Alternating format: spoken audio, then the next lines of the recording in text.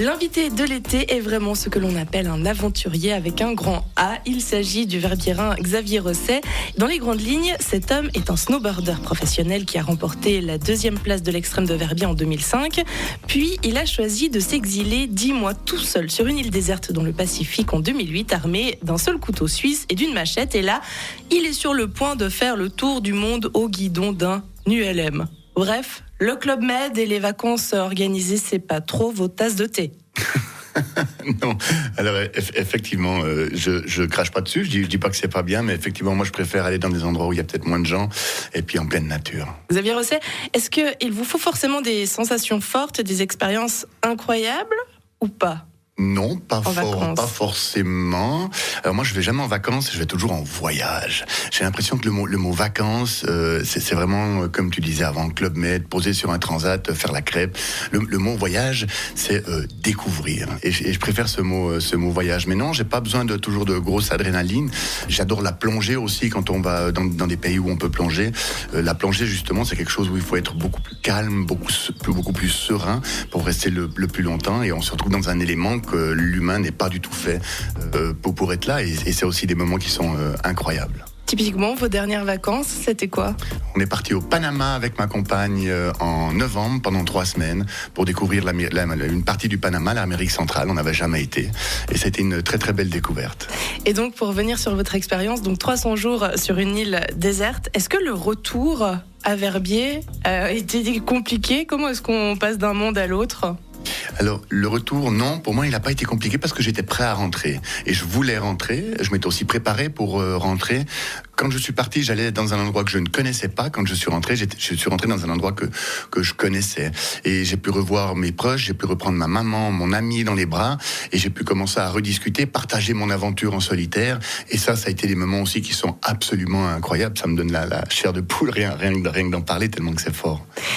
Vous avez dit aussi, je crois, que le luxe pour vous sur cette île, Xavier Rosset, c'était de ne plus avoir la contrainte de vous laver. Est-ce que vous voulez qu'on développe un petit peu cette phrase ?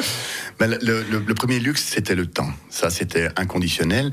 Et deuxièmement, effectivement, moi, j'avais très peu d'eau douce. Donc, les seules fois où je me lavais, c'était quand j'allais nager dans l'océan.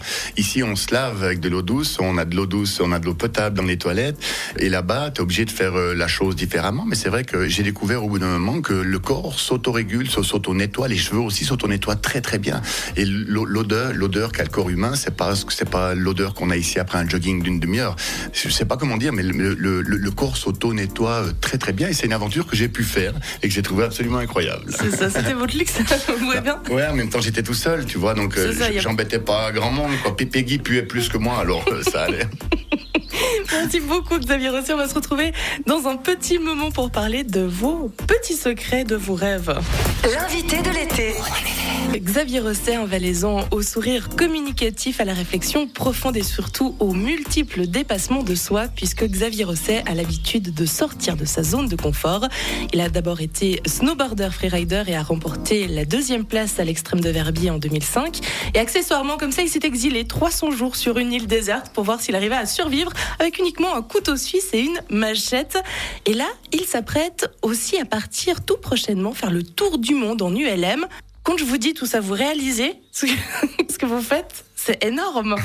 Alors, ce que je réalise, c'est que j'avais et j'ai toujours pas mal de rêves et que je mets tout en œuvre pour les réaliser. Ça, oui, je réalise. Ouais. Mais c'est dingue de s'offrir une vie pareille, non ? On se l'offre pas vraiment, on choisit un petit peu toujours la vie qu'on a. En même temps, moi j'ai fait des choix, il y a des conséquences derrière ces choix que peut-être des gens ne voient pas non plus, mais ça fait partie du jeu. Hein. Vous faites allusion peut-être au côté financier ?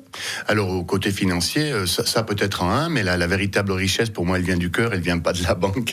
Mais il y a plein de choix aussi. Moi j'ai décidé effectivement, on n'est pas marié, j'ai pas d'enfant, et j'ai choisi plus une vie de voyage. Alors on peut pas tout avoir, et si on fait un choix, il faut accepter les conséquences.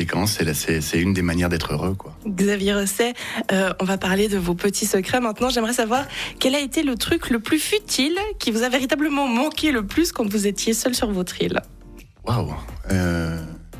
Bonne question. Je n'ai pas de réponse. Parce que je suis toujours parti du principe que si j'ai pas quelque chose, j'y pense pas.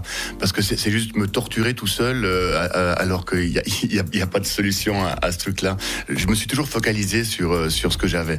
Et des fois, peut-être juste le fait de trouver un bulot sur une plage, alors que ça fait 4 heures que j'en trouve, et je te jure que ça me faisait mon bonheur, ça. Est-ce que vous avez des phobies un peu bêtes, des trucs gênants? Enfin, des gens ont peur des poules ou des limaces. Vous avez des petites choses comme ça qui sont pas dissibles? Je dirais non. J'ai pas vraiment de peur. Alors, on peut dire que je me gave beaucoup des serpents venimeux en voyage, mais ça, c'est pas vraiment. C'est une peur rationnelle parce que il peut te tuer, tu vois. Alors, mais autrement, non. Je me complique pas la vie avec des petites peurs ou des peurs comme ça, non. Vous avez ce sourire vissé sur le visage. Vous avez l'air optimiste. Vous acceptez les situations comme elles arrivent. Il y a un secret à ça parce que. Franchement, des fois, c'est pas facile de toujours accepter, garder le sourire et voir l'avenir du bon côté, non? Alors oui, écoute, moi je suis fait comme ça. C'est naturel, il n'y a pas d'effort. Non, moi j'ai toujours, dans n'importe quelle situation qui arrive, j'arrive toujours à voir quelque chose de positif. Alors effectivement, par rapport à ce que je fais, c'est une force, effectivement, parce que je vois toujours quelque chose de positif et je m'accroche au truc de positif, et puis ça m'aide à foncer, quoi. Si vous gagnez au loto, demain, vous faites quoi? Bonne question, je continue exactement à faire ce que je fais maintenant. ça c'est clair. Potentiellement que je donnerai une partie de ce budget pour aider certaines causes qui me tiennent à cœur et puis faire un peu le bien autour de moi. Mais autrement, ma vie principale ne change pas du tout. Très bien, merci Xavier Rosset d'avoir révélé comme ça vos secrets. On se retrouve tout à l'heure pour une dernière interview autour de vos prochains objectifs.